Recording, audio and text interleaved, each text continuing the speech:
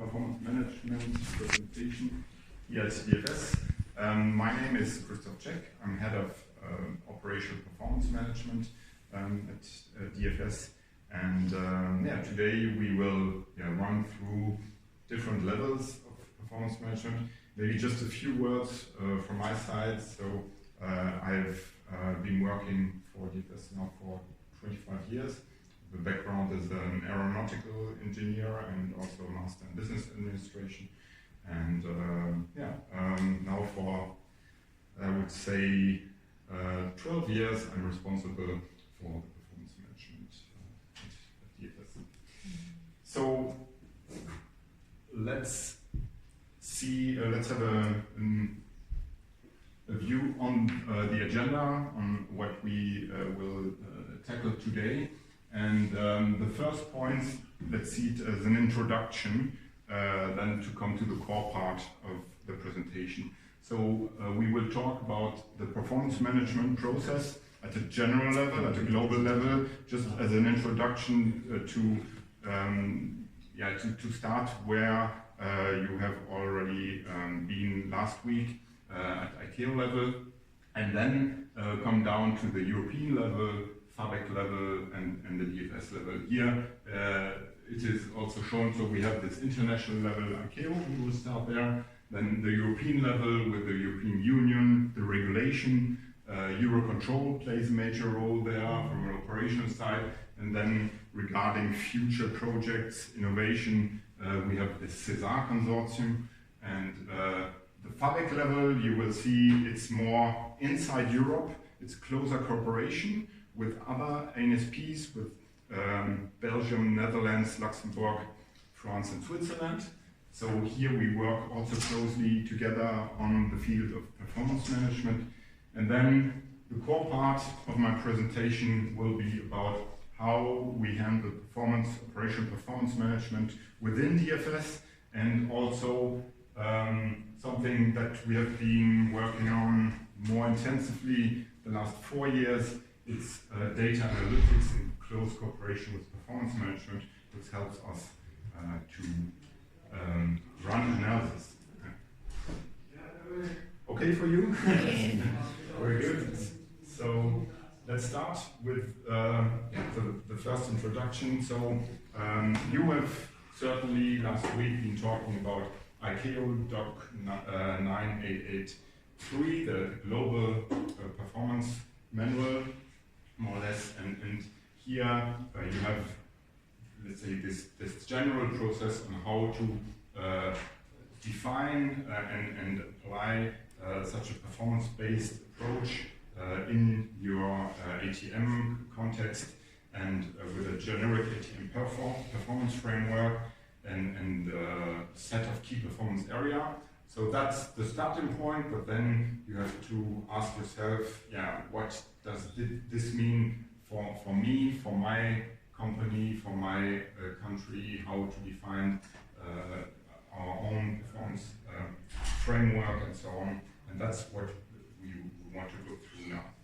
So this general process, it's a 3-step approach that is described in there. So you start first of all with the ATM community expectations. So what does that mean is mainly the requirements, of course, from the airspace users. So there are different airspace users. You have the civil, the military airspace users, and so on.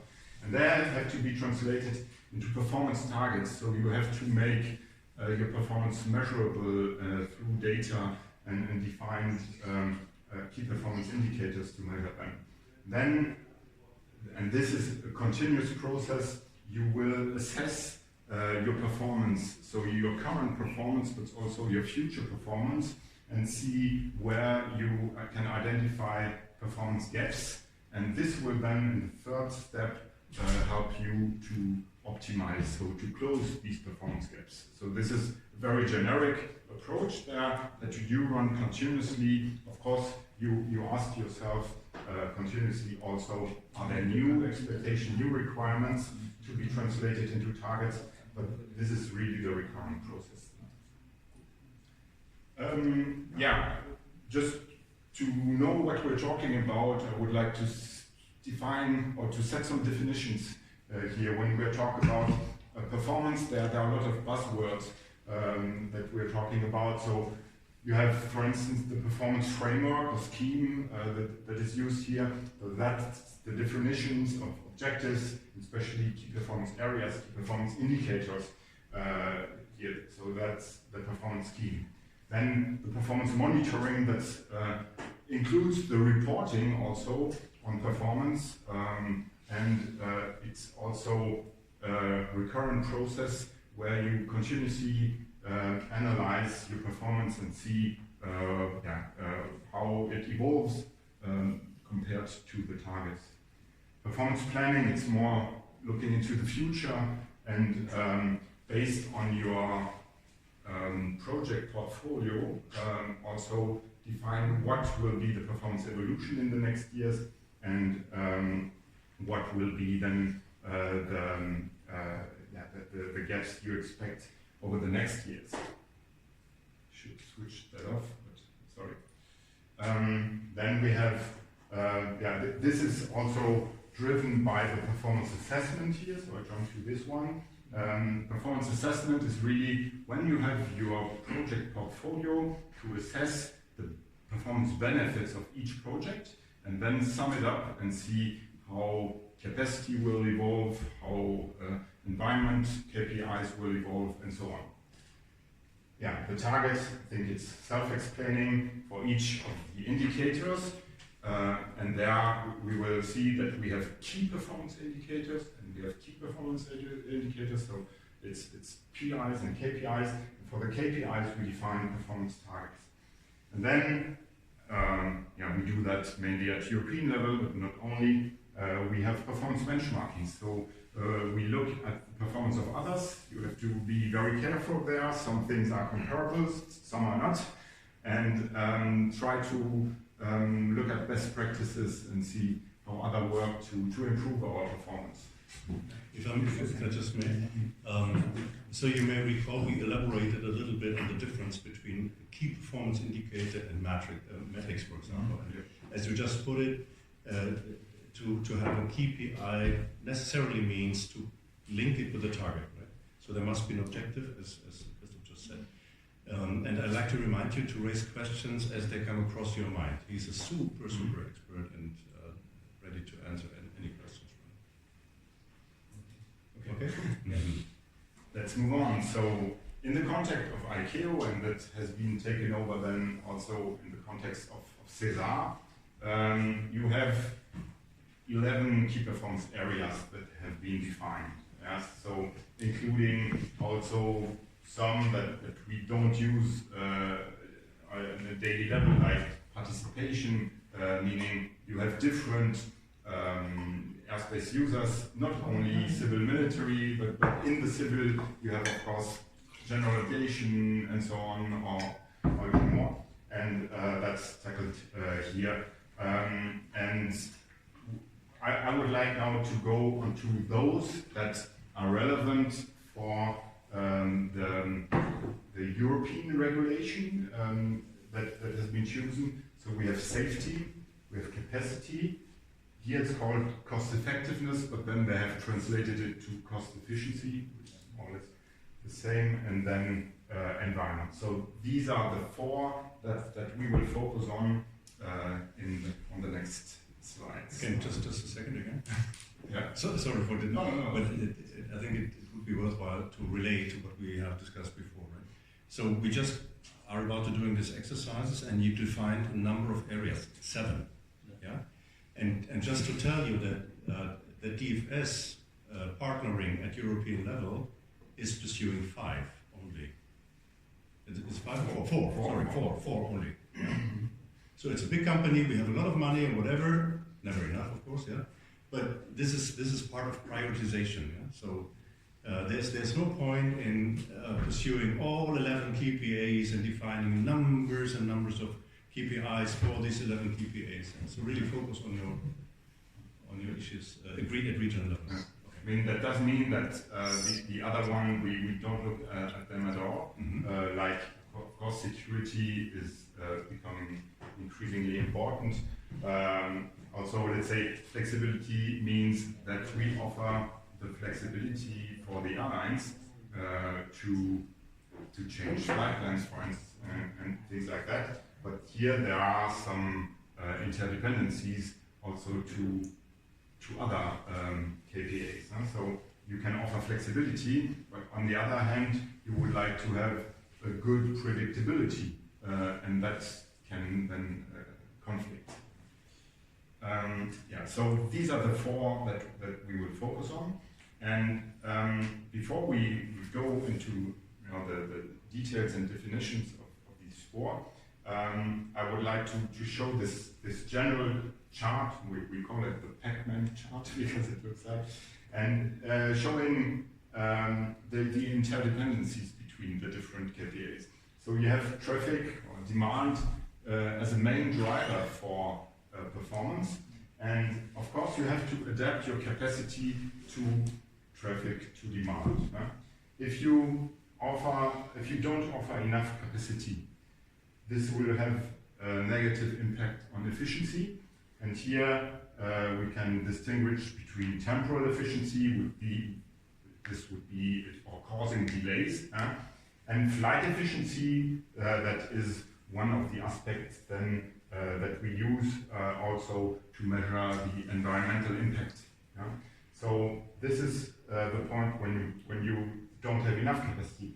If you offer too much capacity, then this will have this will also reduce your productivity and have a negative impact on cost efficiency.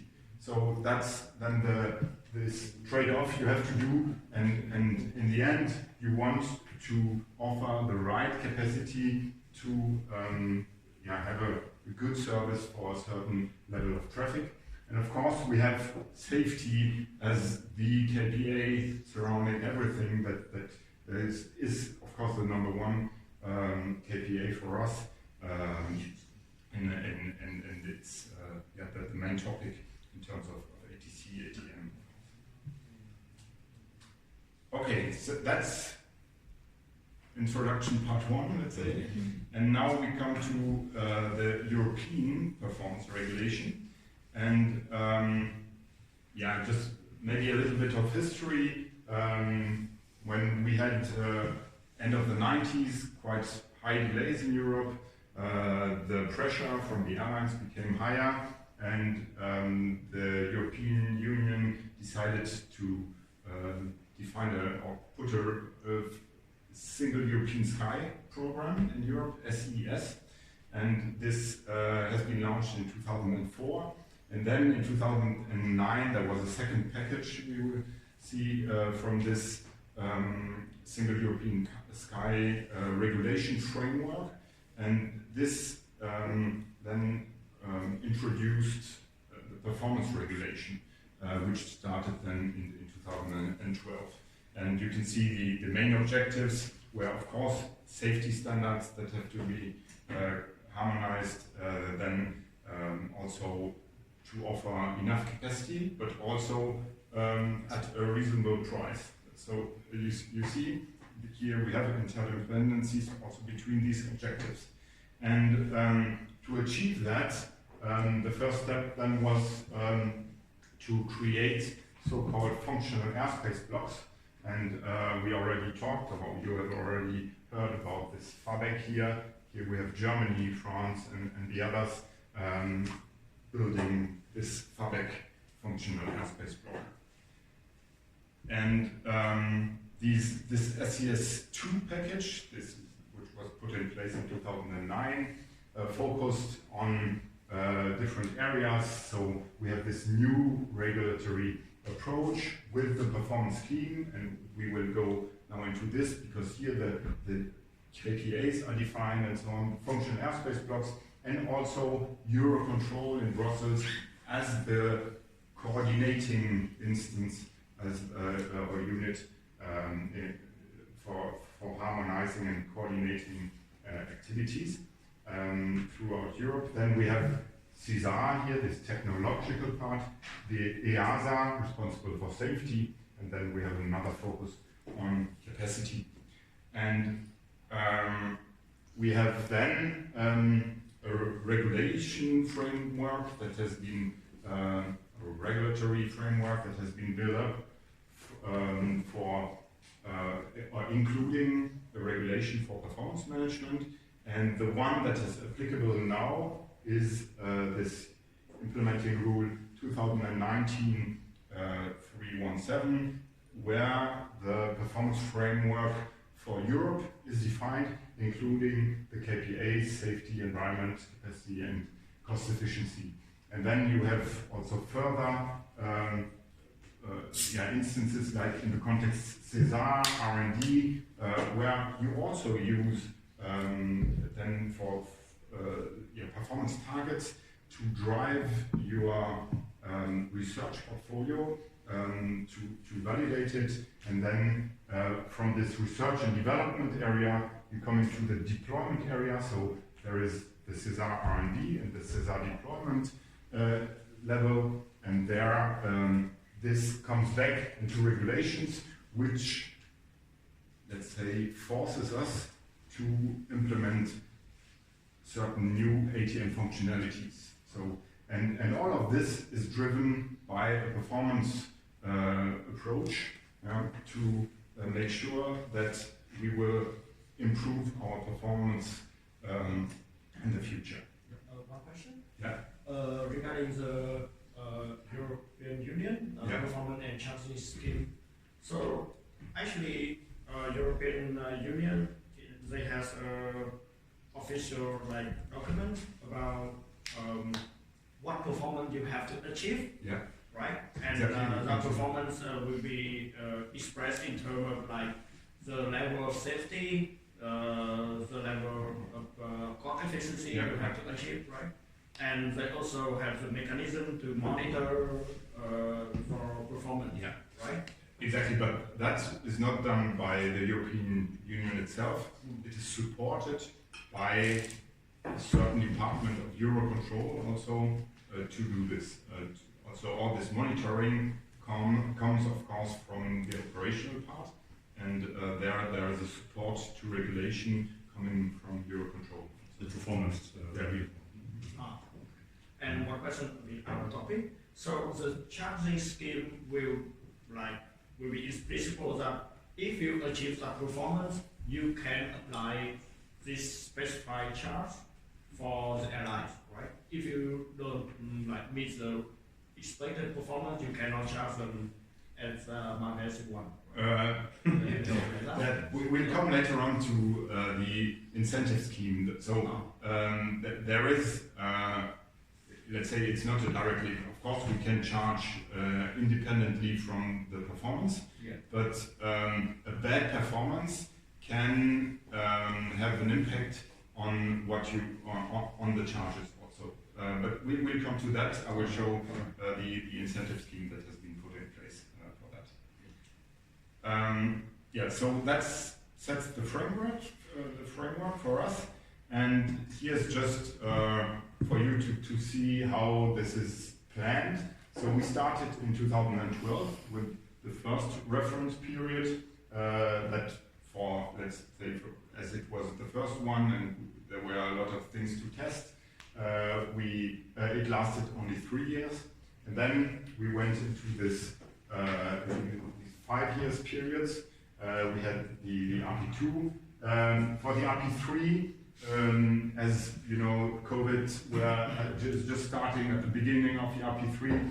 We had to revise the performance plan for RP3. So we had a second revised performance plan then starting in 2022. And now we just started with RP4 in 2025. And we are already talking about RP5 now because after the performance plan is before the performance plan, and the regulation here I showed, this has been developed originally for RP3. It has not been changed for RP4, but certainly it will be for RP5. So here you can see again, these 4 performance indicators that have been defined at European level as the relevant ones. And in each of these key performance, or for each of these key performance areas, some KPIs have been defined. So these are the indicators or the metrics where you have targets defined. They are shown in green here. And then you have some additional indicators that are also defined in this European performance scheme that helps you to monitor evolutions without having a specific target on it. Yeah. So for safety, we talked about the effectiveness of safety management.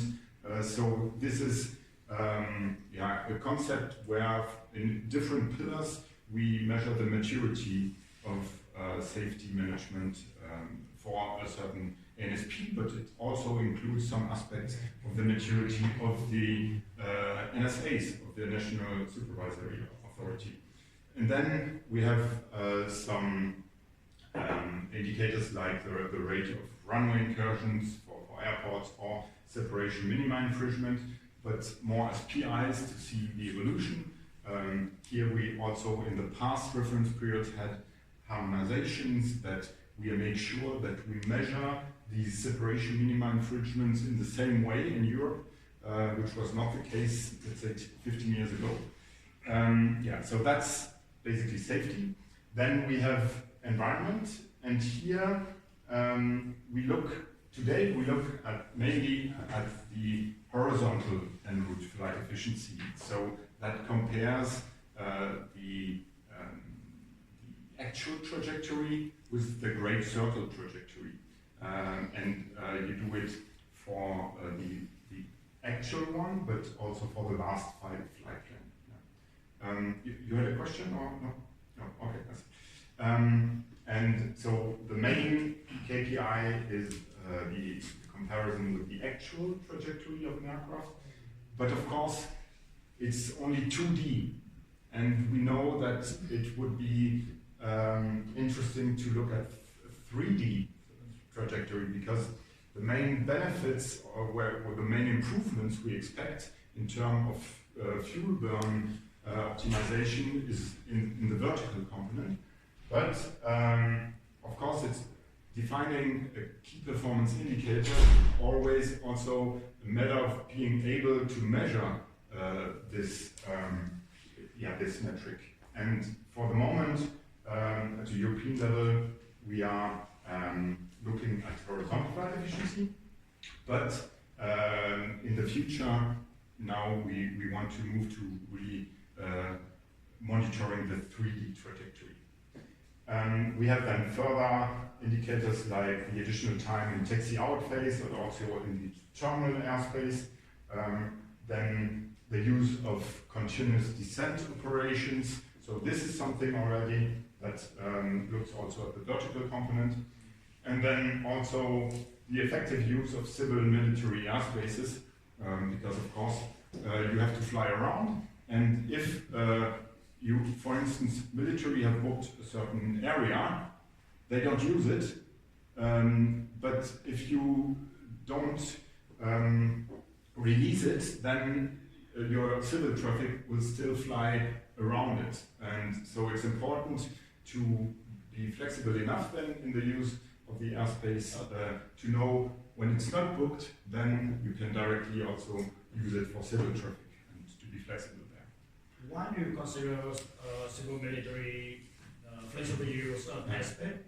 Is the environment is better in capacity or maybe in okay, this is not a DFS decision. This has been done at a European level.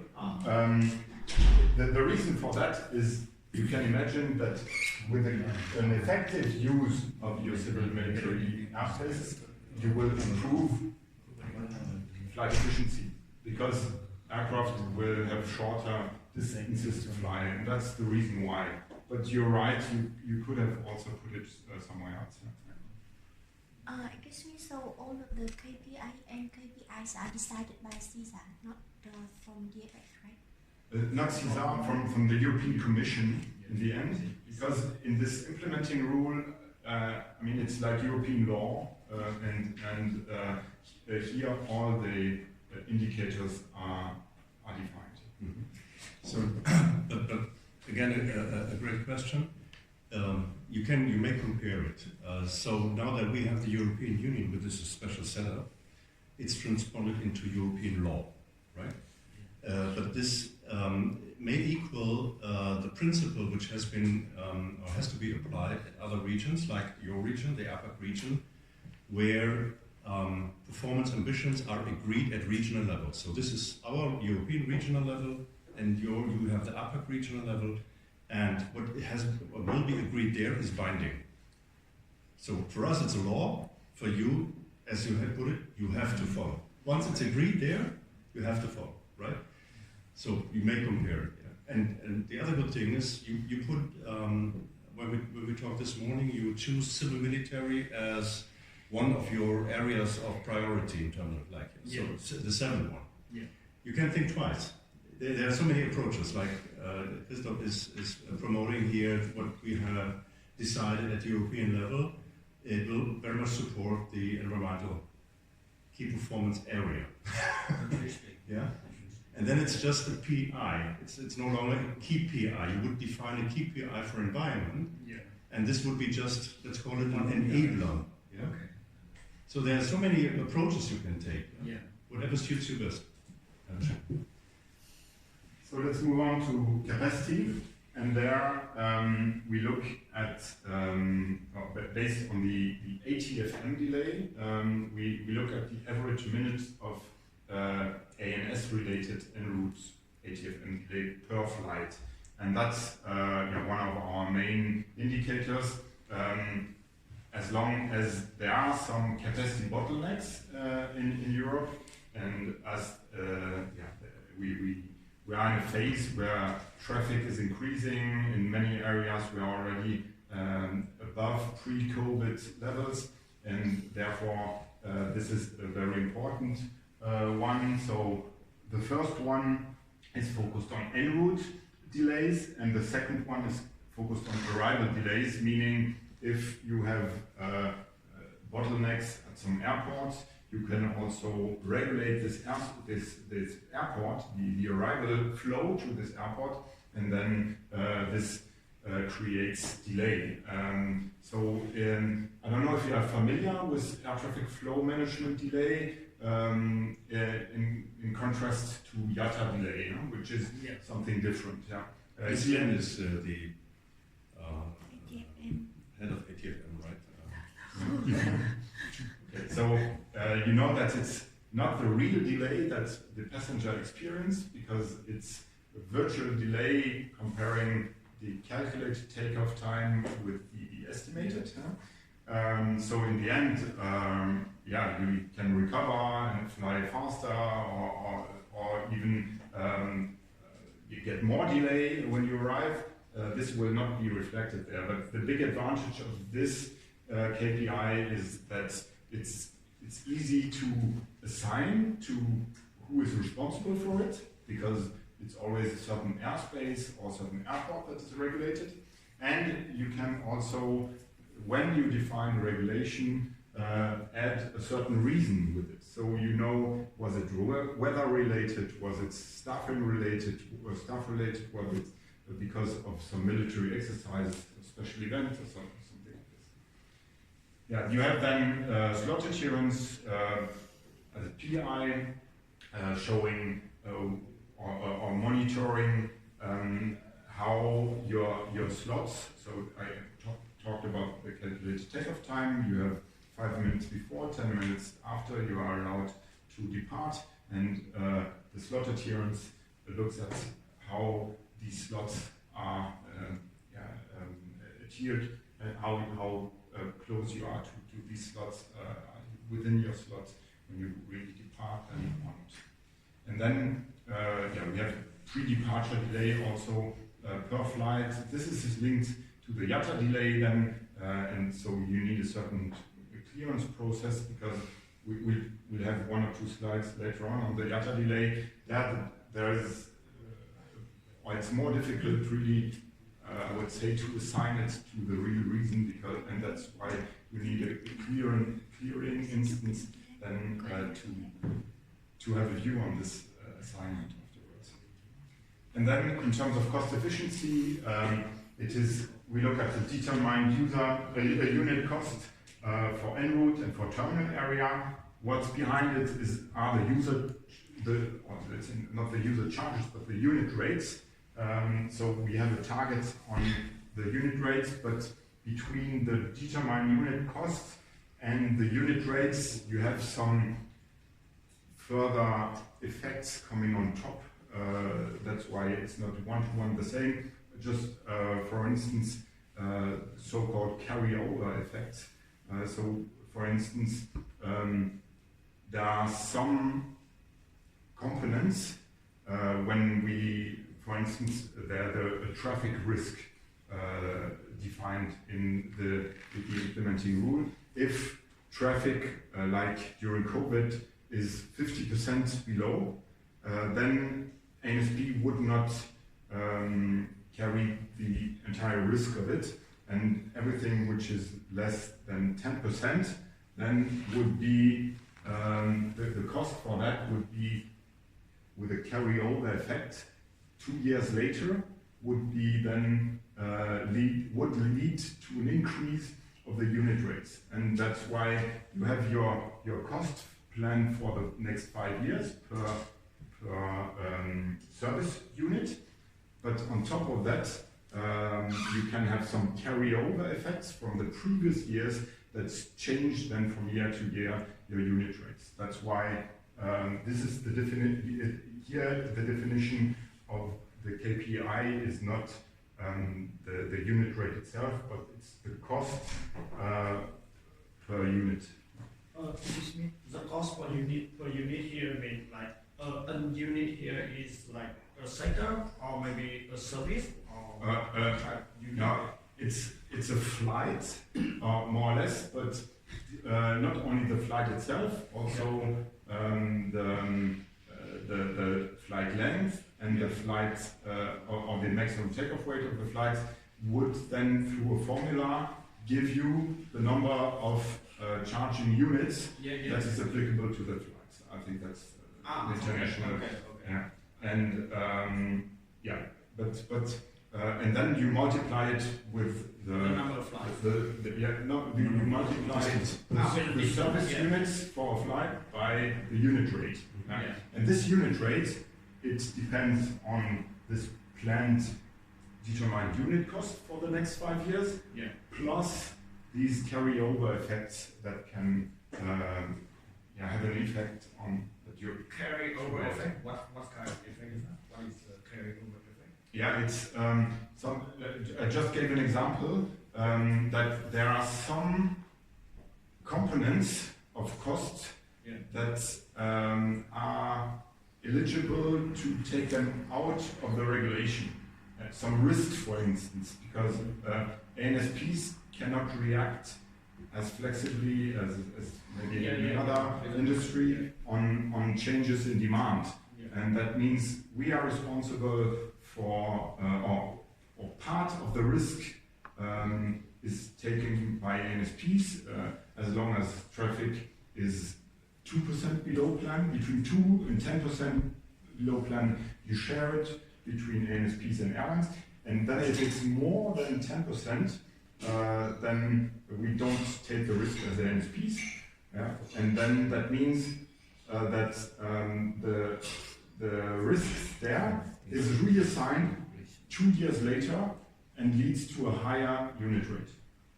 But you really redistribute the risk still to the airlines, but maybe some years later. Absolutely. But not back to the government. No. So the airline has to pay anyway. Yeah, the airline has to pay. Will be charged anyway. And as Christoph just pointed out, this is, by the way, very very political driven. Also the definition of a unit rate. So then you discuss the traffic forecast up and down in order to also support airlines economic wise and so on. So if some, as he put, it's called the X+2 compensation mechanism, right? something happens, so you have planned for it, everybody does this cost planning, airlines as well, and suddenly something happens, the ASB is not responsible for. Let's make it more easy, right? It's very complicated, but to put it more easy. Then you cannot stand up and say, sorry, something happened, you have to pay double, because the airline is not prepared for it.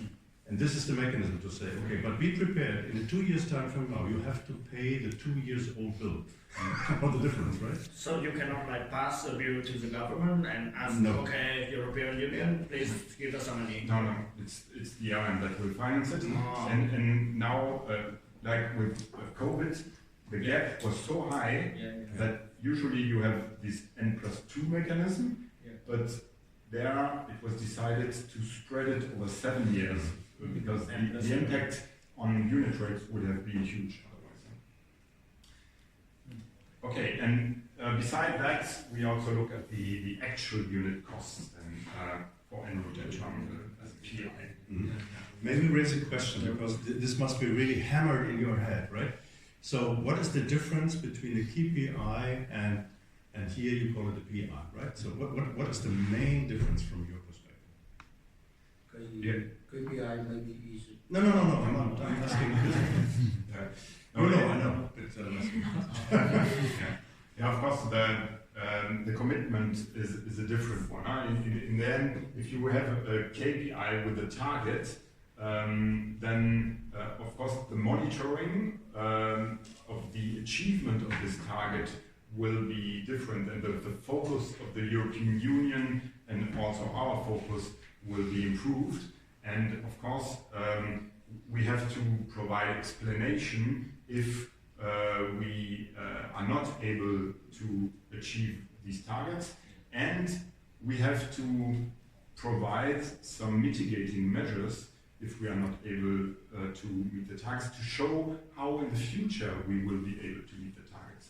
And I showed that the reference periods, they are defined over 5 years, but then year by year the performance is monitored, and we have to define mitigating measures. And it's for each country, now we have a national supervisory authority looking in detail on how good we are, and also what improvements we're doing. Okay, Yeah.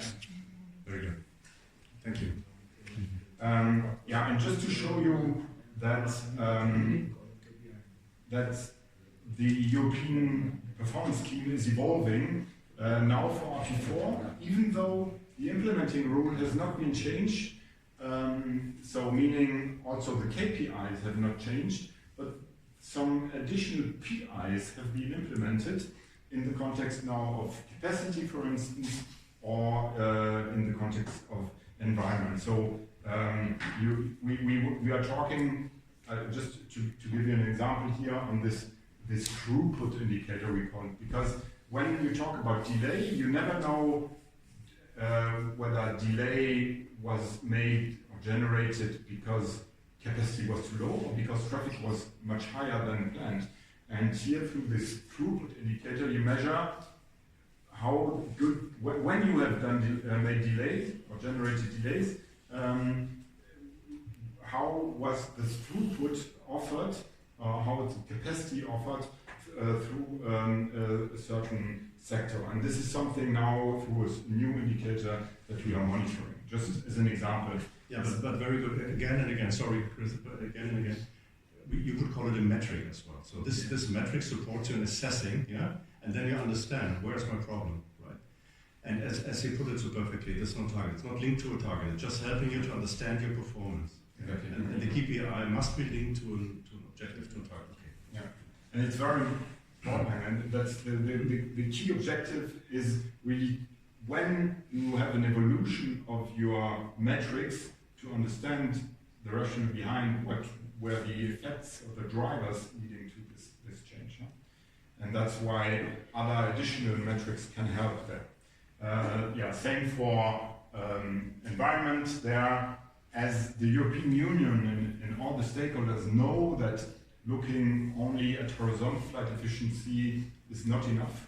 Now we are going very much in direction of vertical flight efficiency, And the point is now the maturity of calculation there is not at a point here, and also the experience we were able to gain with this indicator is not good enough to use it as a KPI, but now through RP4 it will be a PI, and then maybe for RP5 then it will become a KPI. And yeah, so instead of looking only at continuous descent operations, for instance, we look at the vertical flood efficiency over the entire descent, for instance. So just an example to show that it's continuously evolving. And there are some dashboards, some official dashboards of the Eurocontrol. It used to be called Performance Review Unit, but now it's called Aviation Intelligence Unit of Eurocontrol, and they are providing the regulatory support to the European Union, and there is a dashboard of this Aviation Intelligence Unit, the portal here, where we can monitor year by year, but some also month by month, and then you have the data also available for download, how the indicators that are relevant in the context of the European regulation evolve for all the countries and our ACCs also sometimes, and there then this is translated in the very official EU dashboard, where then let's say the main data there are reported. So this is, here you have a few more details, and this is really the one, then the figures that are in there, these are the official ones that tell everybody whether you were able to meet your target or not. Yeah, in the slides, I mean, I assume you will share the slides afterwards. You have the links also to these different portals. Yeah, you get the presentation with the documentation package, okay. right? So then it gives me the document package will include the European Council regulation and like for example 5-year performance target. For the time being not. You have the presentation that all my lessons are based on. You find a lot of links. Yeah. Also to the European Performance Management Report. The last one was published for 2023, right? Yeah. So and there you have all the access. Yeah? Okay. So you can Okay. incrementally access everything you need. Or here the SAS portal, yeah, like the GAM portal, you have access to everything. Okay, so that closes now the chapter on European regulation, and of course we also have then on a more operational level we have further performance reports and dashboards provided by Eurocontrol that we use more on a daily basis because it's looking at the annual figure is maybe important from a political point of view, but it's nothing that will help you really to drive your business day by day. So here for instance we have a ranking of the European ACCs with for instance here Marseille ACC in April 25 had a lot of staffing and also capacity delay and so on. This is shown here, and we have dashboards. I don't want to go into all the details, but we have a lot of dashboards provided by Eurocontrol. We will have later on deep dive on our dashboards. Here this Fathom dashboards, where one is looking back 35 days, the other one 14 months even. We are able to analyze and filtering by let's say aircraft operator or group and so on, or by market segment, or looking only at the low-cost carriers, how the performance also, so it's not done only for NSPs, it's done also for airlines, how good the performance was in terms of punctuality also and so on. Then we have this compass or CO2 pass which is provided. And of course, as you could derive from the name, this is more focused on environment and showing fuel burn, fuel per minute, fuel per flight, and so on, tons of fuel burn. For also the same thing, you can look at different airlines, but you can also look at different airspaces there. And then we have, this is more linked to the European regulation, because in the European regulation you have targets and you have also a delay forecast behind. So this is just to show you now that this is at a network level, but you can choose any ACC in Europe, and then it will show you how for 2025 there is a phasing day by day, or you can also use week by week or month by month, on where we will end at the end of the year. And there is a projection here on the actual delay. This was the delay forecast, so the actual delay is lower than the delay forecast. But this in blue here is the delay derived from the targets. So this year we have to achieve 0.9 minutes per flight. That's the European target. And as you see, we are above, so at a European level. So, and then you are able to make a breakdown and see some ANSPs have are high performers, some are low performer, and so on. And this is really to project your current performance to the end of the year. And here, this is a different one now. I talked at the beginning about predictability, which is very important in a context where capacity is a scarce resource. Then we are very much focused on a good planning, providing the right capacity. But to provide the right capacity, you have to know what will be the amount of traffic I can expect. And if this predictability is not accurate enough, then you will not be able to provide your capacity. And imagine a supervisor in the control center, instead of getting 45 movements per hour, he gets 55. What will he do the next day? Then he will regulate even lower, and this will waste capacity. So we're focusing now on flight plan adherence, or also called disciplined flight plan execution, meaning that what has been planned has to be flown. And this is a big focus we are putting on this summer, to really try to fly as fired. It's all stakeholders have to participate, because of course airlines, they sometimes want to fly something different, but also controllers, they would just give a direct without thinking what would be the impact on other sectors afterwards. And this can then change, of course, the amount of traffic that has been forecasted and lead to bad predictability. So this is to close now this regulatory framework. And before we come now to the DFS, Operational Performance Management, I would quickly like to go through this FABIC level. So I don't know if you have heard about, well, you know what FABIC is. So 14 ACCs, 89 airports, and so on. We have, out of 10 or 11 million flights in Europe, we have more than 6 flying through FABIC. Of course, these figures are pre-pandemic, but we are more or less today at a similar level.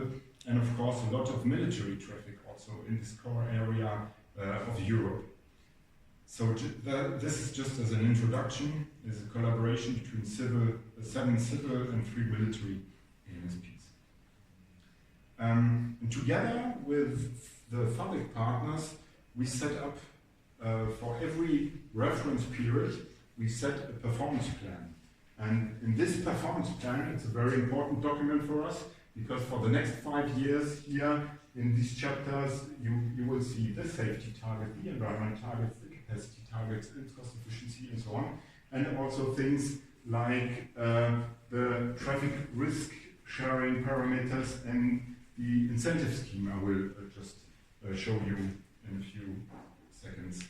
And for instance, if we are talking now about ATFM delay per flight, you will see at a European level, I just showed we have this 0.9 minutes per flight for 2025. And at the end of the reference period, we want to be, or the European Union wants to be back at 0.5. And that means to reach this 0.9 at FABEC level, we have to reach 0.6 at DFS level, we have to reach 0.39, and each of our ACCs has to reach even a lower number. Because in the end, you have, let's say, 10 million flights or 11 in Europe, you have 6 in FABEC, 6 million, you have 3 million in Germany. Yeah? But a flight in Germany is only half an hour, a flight in FABEC is 1 hour, is 45 minutes, and in Europe it's 1 hour and a half. So it's not comparable, but in the end, if you divide the amount of minutes that you are allowed to make by the flights, these are the figures you get. And so this is important that you also choose indicators that allows you to drill down the performance. And that's not the case with all indicators, so that's important. So how do you come with the target number? How do you define the target number? Yeah, that's a good question. So this here is defined first at European level. So there is first, before we start with our performance plans, there's a decision at European level what will be the European targets for the reference period. And then it's Eurocontrol, as support for regulation, they will define so-called reference values.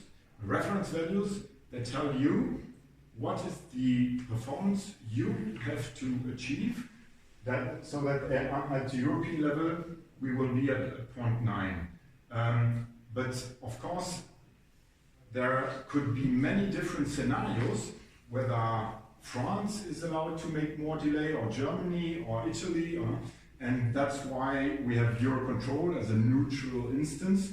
They make a proposal taking into account also the historical capacity, what is planned in the next years, and so on. And they make a proposal for these reference values, and then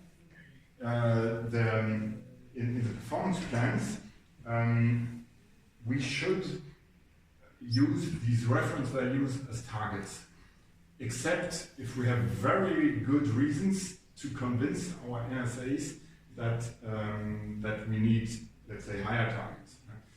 And that has been done in the past, but this year, for instance, or for this reference period, the NSA decided to take these reference values as given. So actually, probably I'm wrong, but is the DFS target is proportional to the European target based on the proportion of DFS aspect to the EU aspect, right?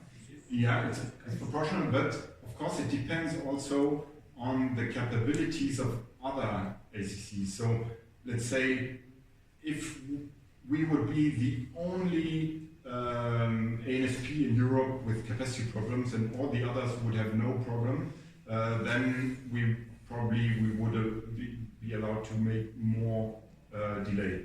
But if we are very good and other they have capacity bottlenecks, this will probably lower also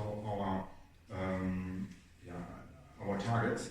So that's why it's important there to have a neutral unit, Eurocontrol, and they assess it and do some simulation to find the best distribution of delay targets or the best breakdown of this European level to the lower levels. And European, at their level, how do they define the delay target? How do they define political reason? This one? Yeah. That's very political.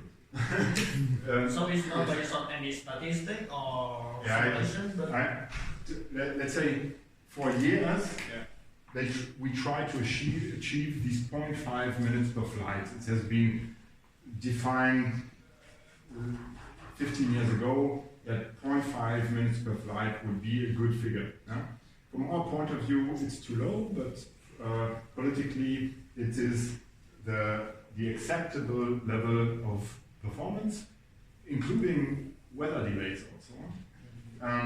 And now the EU acknowledging that we have some bottlenecks currently, that these 0.5 minutes per flight, they are totally unrealistic.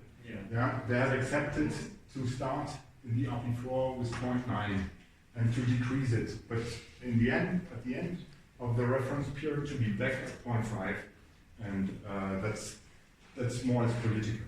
I understand. So actually, there's no like statistical or maybe any kind of calculation with this like political negotiation, right? Yeah, exactly. Wow. Yeah, okay. If I recall that right, so as Christoph told us, this regulations have been put in force in 2004, and the promise of the single European sky was, please correct me if I'm getting over it, but it was cut the costs by 50%. Safety 10 times fold, yeah, should go up, and there was something for delay as well. So it was three times as much capacity. yeah, 3 times more capacity. So, and this is so it's very much political driven, but it doesn't say no, null. It doesn't say zero cost, bring it down to something or 0 minutes delay. Yeah, because this is from an economics point of view there would be no point in it. Right? They're arguing that this is the cost optimum of delay. That's the point. It's a cost optimum. So we're talking about delay budgets.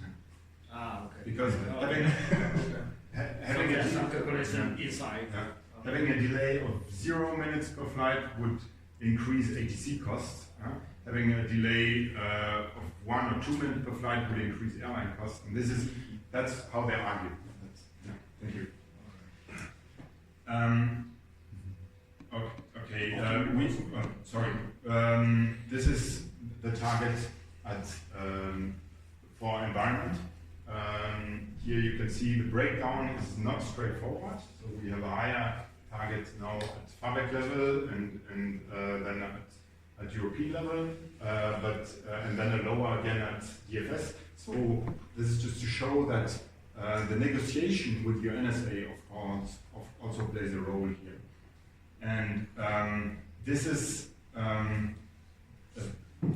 I was talking about the financial incentive scheme, and for capacity we have a financial incentive scheme. So here you have the delay, the ATFM delay, and here you have your target. And for instance, so we call it pivot value, but it is the target of 0.289 minutes per flight. This is your defined target for, this is an example for 2027. So now you have a so-called dead band here between those two, and then where nothing happens. So if you are somewhere here at the end of the year, it's okay, you don't pay, you don't get a bonus, but you don't have any penalty. If now you are 50% above the target, you will have maximum penalty, and if you are 50% below the target, you will have maximum bonus. And what does it mean? And then this is step 1 at FABEC level, and then there is step 2 where this is distributed, where you have the overperforming and the underperforming ANSPs in the FABEC. Because this is done on FABEC level and then on ANSP level, and then it is distributed over the ANSPs. And what does it mean, a bonus or penalty? It means that a bonus for us will be a higher unit rate in 2 years. So that's also carryover effect that I was mentioning.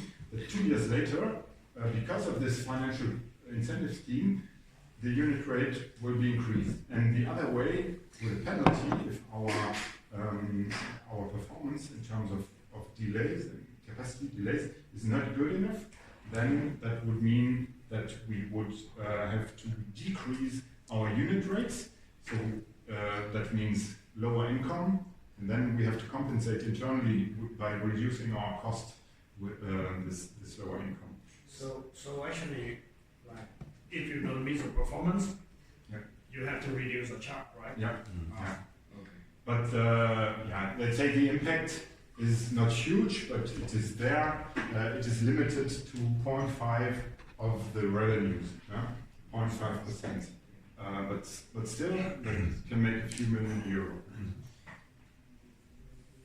Okay, and then I was talking about the annual report. So we have this performance plan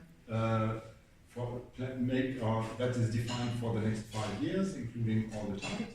And then year by year, we have this monitoring report where we define where we put down the actual performance, but also all the mitigating measures. Year by year, they are monitored by the National Supervisory Authority and then collected also at the European level. And yeah, we also have some kind of dashboard, FABEC level. We will have now on the new FABEC homepage now in a few weeks. We'll have a new dashboard. That's the current one, where you can continuously monitor your performance at FABEC level. Yeah, that's just one example now, because later on we will come into our own performance dashboards. So yeah, that would now conclude, let's say, the third part. First part. Now we would yeah, start with DFS operational performance, Yeah. and maybe it would be a good. Yeah, I think we do a break now.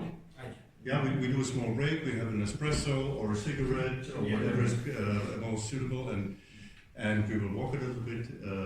But at this point, do you have any question? Because this was kind of overwhelming, right? But yeah, any question?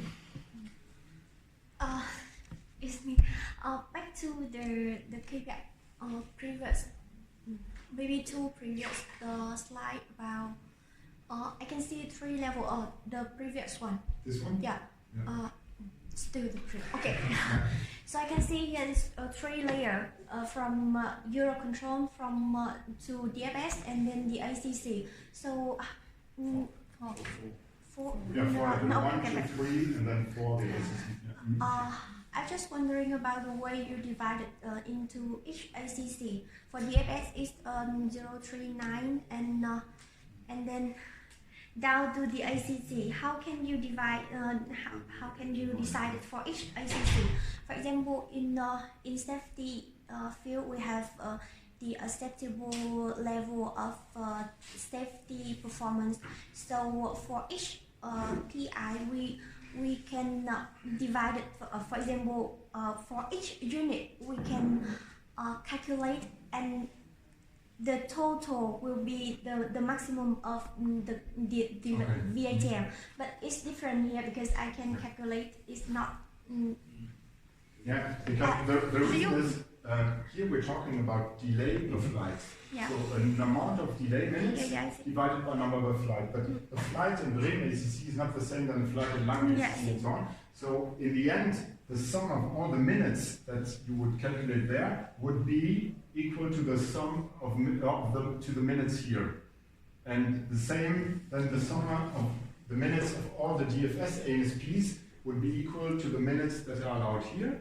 And in the end, the same at European level. But as you divide by number of flights always, and flights, as I said, are not comparable, it's mathematically, you cannot add up these to achieve You mean it this. in ratio, not in sum, right? Mm. So here we are talking about average delay per, no? Okay, flight. Average delay per flight. And imagine a flight is crossing the area of responsibility of more than one ACC, right? So, and then the question is, I try to make it as easy as possible. What is the maximum allowed contribution of this ACC to this flight in terms of delay? Yeah. So My proposal would be you have your coffee break, and when Yeah. you come back, I have just one table where you can see Perfect. the minutes and the flights, and then it That's clear. perfect. But again, this is very much different from safety targets, right? Yeah. And tomorrow from 12 o'clock we will have Ricarda Kraft talking 2 hours about safety, which is a good thing. Okay, so please stay together as a group. We go down. Please stay together. All right. We go down. We have an espresso tea or whatever. Okay, cigarette. And then we shall be back at, let's say, whenever you have 15 minutes. Okay. Yeah. 2:30. Passt das wirklich auch von der Zeit, von der Bahn? Ist es schlimm, wenn wir einen Tick länger machen?